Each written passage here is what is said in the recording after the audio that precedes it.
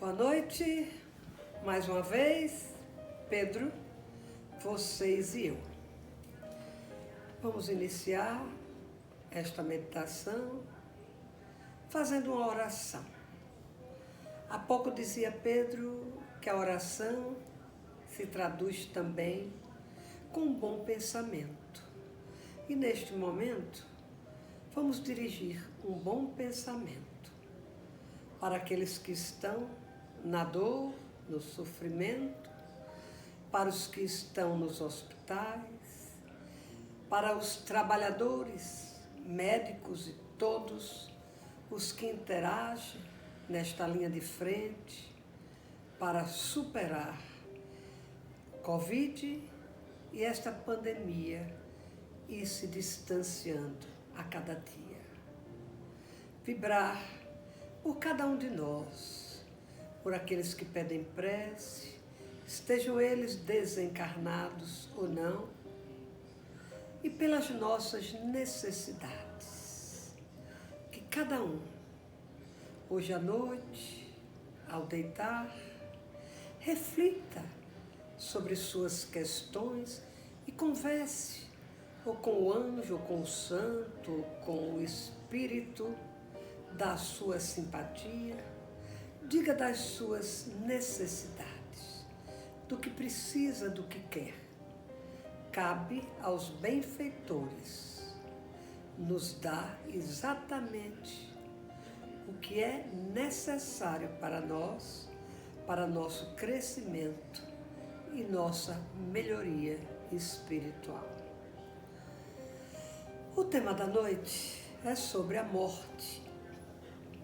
Muitas pessoas não querem nem ouvir esta palavra, mas é preciso que estejamos atentos para ela, porque um dia vai ocorrer a nossa morte. Já disse aqui que no dia que a gente nasce, já começa a morrer. Todos nós temos um instinto de conservação. E por conta desse instinto de conservação, nós lutamos para não morrer. Fazemos tudo e usamos todos os recursos possíveis para não desencarnarmos. Mas por que isso? Porque cada um de nós volta a este planeta, a Terra, para cumprir uma missão.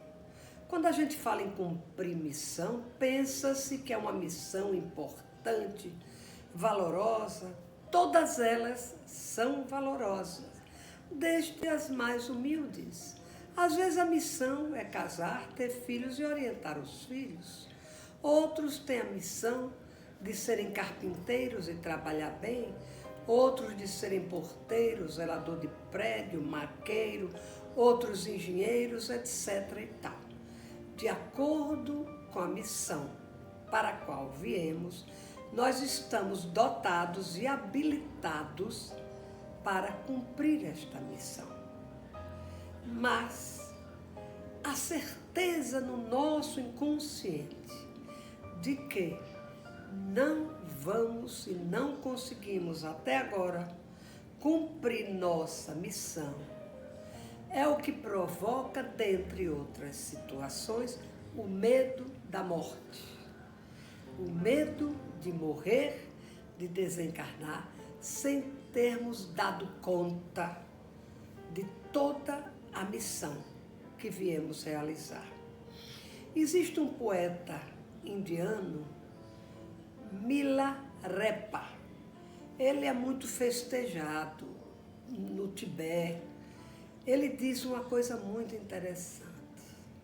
Seria tão bom, tão venturoso, que a gente pudesse viver e morrer sem arrependimentos e sem remorsos.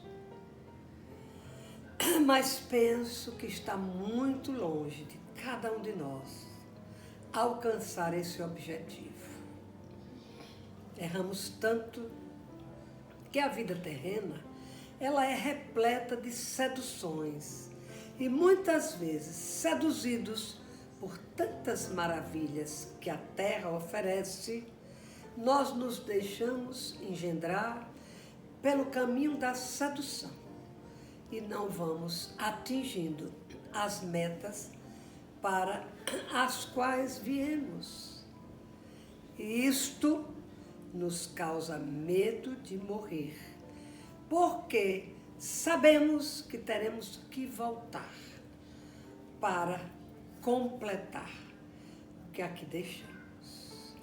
É preciso que tenhamos a consciência de que a morte é uma passagem. A morte é uma mudança de estado consciencial e mudança de vibração e de dimensão. Na verdade, nós não morremos. O corpo físico é que desaparece, mas o nosso espírito continua vivo. Mesmo os espíritas que têm mais essa certeza e se não internalizam esta certeza, têm medo de morrer. O medo de morrer também decorre dos nossos apegos aos nossos bens materiais. Somos tão apegados que quando perdemos um celular é uma tragédia. Quando, por exemplo, uma camisa é passada a ferro e queima ou arranca um pedaço, é outra tragédia. Quando a internet demora de funcionar, que temos que chamar a Viva, a Oi, a TIM, sei lá, quem pode cuidar disso, é um drama. Nós estamos tão apegados às coisas materiais, às coisas que possuímos, que o medo de morrer decorre também deste apego. Eu, por exemplo, ganhei esses vestidos, já é o terceiro que eu uso, cada semana um, todos novos. Quando eu desencarnar, Sandra vai herdar tudo já usado. Porque eu não quero me apegar a nada, principalmente aos bens materiais. Porque a gente vai embora e vai deixar tudo isso aqui. Tem um pensamento atribuído a Divaldo, que diz assim: o que somos, nós levamos. O que temos, nós deixamos. O que é que nós temos? O carro, a casa, o celular, a internet, a televisão imensa, os bens materiais. Esses ficam. E ainda vamos deixar briga aí nessa divisão. O que somos, nós levamos. Levamos os medos, as angústias, as tristezas, a ansiedade, a bem-querença, a generosidade, o altruísmo, a alegria, a capacidade de dividir, de pensar no próximo. Esse conjunto do que somos, isso nós levamos. E isto é que vai determinar o impacto quando chegarmos no mundo espiritual. Ele vai se desenrolar, no primeiro momento, diferente para cada um de nós, em função do que fomos nessa vida. Não vamos chegar no mundo espiritual, nem anjo e nem demônio. Nós vamos chegar do jeito que estamos aqui, com as dores, com as angústias, com tudo que acabei de falar, com o bom humor, com a risada farta, com a alegria. E vamos encontrar os parentes que nos antecederam. Temos esta misericórdia, temos esta ajuda do alto, mas nós não queremos, de qualquer sorte, mesmo sabendo que a morte é a única garantia que temos, é a única certeza impressa em nós. Não queremos desencarnar. E o apego aos nossos afetos, este é tão difícil abrirmos mão. E veja, estamos num período de que tantos amigos, tantos familiares estão desencarnando. Como não sentir dor? Como não sentir saudade? Como não partir o coração quando uma pessoa que amamos já está no outro plano? É dor, é saudade que parte o coração. É uma tristeza imensa. E Elizabeth Kubler-Ross, ela dizia que há um tempo do luto e que o luto é realmente muito intenso, muito doído, nos desestrutura. Por mais conhecimento que tenhamos de que a morte não existe, de que as pessoas que hoje choramos e lamentamos terem ido, estão ajudadas. Aqui nós não somos ajudados pelo pai, pela mãe, pelo amigo, por nós próprios, pela força da oração. Mesma coisa ocorre na outra esfera, no mundo imponderável, na outra dimensão. Mas é preciso, quando chorarmos pelo nosso morto querido, chorar de saudade, nunca de revolta. Porque o nosso choro, ou a nossa revolta, o nosso desespero, a nossa aceitação, quando pensamos nele, nos vinculamos. E eles são atraídos pelo desespero, pela revolta ou pelo choro de saudade. E isso ele diz, breve, pelo tempo de vocês, estaremos juntos outra vez. E ele lhe anima e ele lhe conforta para que você não entre nesse desespero. O desespero pode atrair entidades desesperadas também, porque aqui a nossa lei é de afinidade. Não é como a lei da física que os opostos se atraem. Aqui nós nos afinamos pela identidade, pela sintonia. Então, eu estava lendo um livro hoje até, o livro tibetano do viver e do morrer, de Sogyal Rinpoche. Rinpoche é um nome dado àquelas pessoas que têm uma liderança, que chegam a um cargo na hierarquia budista de ser um líder. Sogyal, ao escrever esse livro, ele nasceu no Tibete, depois foi morar nos Estados Unidos, ele começa a nos dizer como é necessário e importante que pensemos na morte, vez por outra, ou que pensemos até diariamente, sem o pânico, sem o medo, e viver o hoje, o agora, com o que temos, com o que somos. Quando pensar nos mortos queridos, lembrar do lado bom, das coisas boas que vivenciamos com esta pessoa, essas pessoas. E não ficar lembrando das nossas culpas, dos nossos erros, que é até muito normal, dizem os psiquiatras, quando alguém morre, nós ficarmos com um sentimento de culpa imenso. Por que não dissemos o quanto amávamos? Por que não fomos mais pacientes, mais prudentes?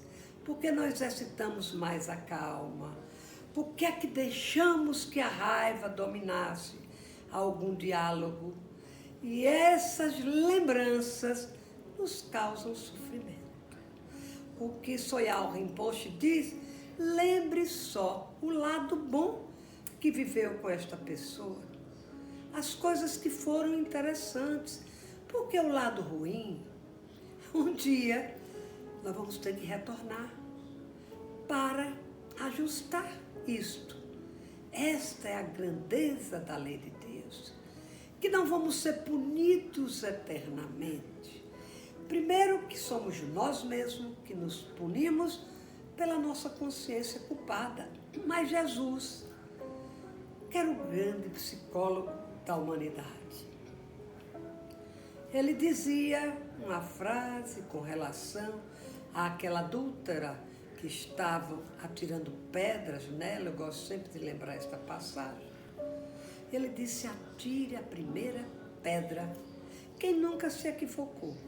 Das traduções falam em pecado, mas ele não falava nessa palavra. Quem nunca errou, quem nunca se equivocou? E foi saindo um e outro e ninguém mais apedrejou a adúltera, porque todos nós erramos. Ele então diz uma frase a ela, uma palavra: vá e não volte a errar. Este vá significava: não fique se martelando pelos seus erros, já aconteceram, viva daqui para frente e procure não mais errar. Ele dizia assim: tente, porque ele sabe que a gente vai sempre errar. Mas ele ensinava que não ficássemos cultivando culpa. A culpa é uma demonstração, é um reconhecimento do nosso erro. É natural que a gente sinta a culpa, mas que não alimentemos esta culpa. Já erramos, já fizemos o exame de consciência. Se der para corrigir nesta vida, que a gente corrige. Se não der, teremos outra. Mas nem por isso é um convite ao erro, já que teremos outras vidas e outras chances. Não. Porque quanto mais você acertar nessa vida, quanto mais os seus atos foram meritórios, a sua morte será mais leve, será uma passagem sem uma excessiva perturbação, que a morte provoca em todos nós, em diferentes momentos, em função da vida de cada qual. Esse estado de perturbação é quando vamos ter diante de nós a tela panorâmica de tudo que fizemos, que nem mais lembramos, uma ofensa que dirigimos a um colega no ginásio, no primário, mas que aquilo marcou a vida deles. Vem à tona tudo isso, já contei isso aqui. E também vem à tona tanta coisa boa que nós já fizemos e nem mais lembramos desses gestos bonitos que tivemos. Vem tudo à tona. Este é o momento que se chama da perturbação, que todos nós sentimos.